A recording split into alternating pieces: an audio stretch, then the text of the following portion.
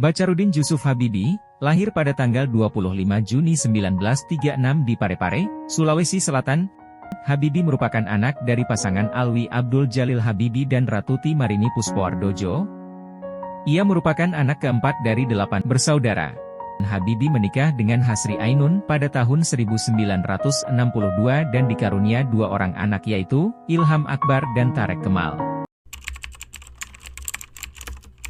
Melansir biografi B.J. Habibie berjudul Rudi, Kisah Masa Muda Sang Visioner oleh Gina S. Nur, B.J. Habibie disebut sebagai anak yang selalu cerewet dan ingin tahu segala sesuatu. Sejak berusia 2-3 tahun, ia selalu menanyakan segala sesuatu yang ditemui dan dilihat pada ayahnya, kenapa begini, kenapa begitu. Dibanding anak-anak lain seusianya, Habibie memiliki banyak kelebihan. Menginjak usia 4 tahun, Habibie sudah lancar membaca. Habibie menempuh pendidikan dasar di Sekolah Rakyat di Parepare, yang kini menjadi SD Negeri 4 Parepare, Sulawesi Selatan. Menginjak remaja, ia pindah ke Bandung, Jawa Barat. Ia bersekolah di SMP 5 Bandung, dan kemudian melanjutkan jenjang SMA di SMA Kristen Dago Bandung, tempat pertama kalinya ia bertemu dengan Ainun. Selanjutnya, ia berkuliah di Fakultas Teknik Institut Teknologi Bandung. Saat itu, ITB bernama Universitas Indonesia pada 1954. Habibie pun tak lama bersekolah di ITB, dalam hitungan bulan, ia kemudian melanjutkan studi teknik penerbangan, spesialisasi konstruksi pesawat terbang di Rheinwestfalen Aachen Technische Hochschule, RWTH, Jerman. Pada 1960, ia mendapatkan gelar diplom ingenieur dengan predikat cum laude. Dengan gelar tersebut, Habibie bekerja di industri kereta api Jerman, firma Talbot. Tak puas bergelar diploma Ing, Habibie kemudian melanjutkan studinya untuk gelar doktor di Technische Schule di Fakultät für Maschinenwesen Aachen. Pada 1965, ia mendapat gelar dokter ingenieur dengan predikat summa cum laude. Sesudah pulang Habibie kemudian mendapatkan gelar profesor teknik dari ITB. Ia mengenalkan faktor Habibie, yang merupakan cara untuk menghitung keretakan atau cerak propagation on random sampai ke atom-atom pesawat terbang. Mr. Cerak menjadi nama julukannya karena keahlian tersebut. Setelah kembali ke Indonesia dan memajukan industri pesawat terbang dalam negeri, Habibie mulai memasuki dunia politik.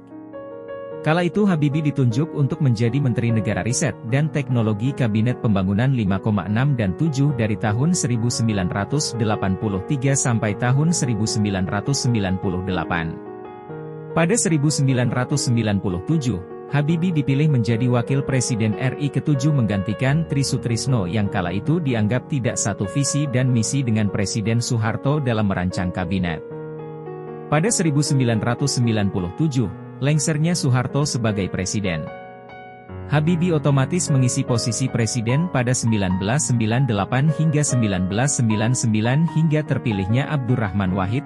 Walaupun hanya menjabat sebentar tapi, banyak hal yang sudah dilakukan olehnya, seperti beberapa undang-undang, UU, menjadi terobosan baru, yaitu UU Otonomi Daerah, UU Anti Monopoli atau UU Persaingan Sehat, serta UU Partai Politik. Selain itu, ia juga membebaskan atau memberikan peluang kepada masyarakat banyak untuk mengeluarkan pendapatnya.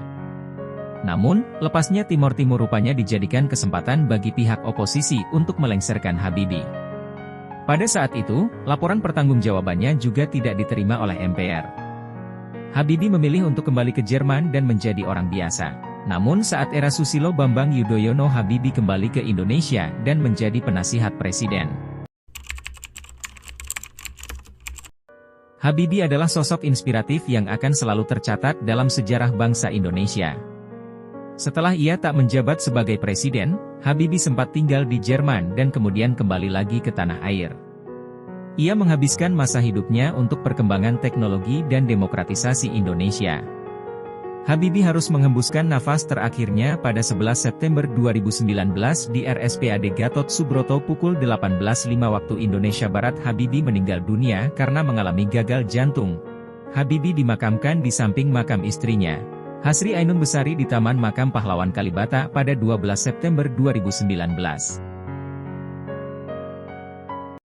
Dimanapun saat ini kamu berada, selalulah menjadi yang terbaik dan berikan yang terbaik dari apa yang bisa kamu berikan. Karena, keberhasilan sesungguhnya bukan milik orang pintar. Keberhasilan adalah milik mereka yang senantiasa berusaha.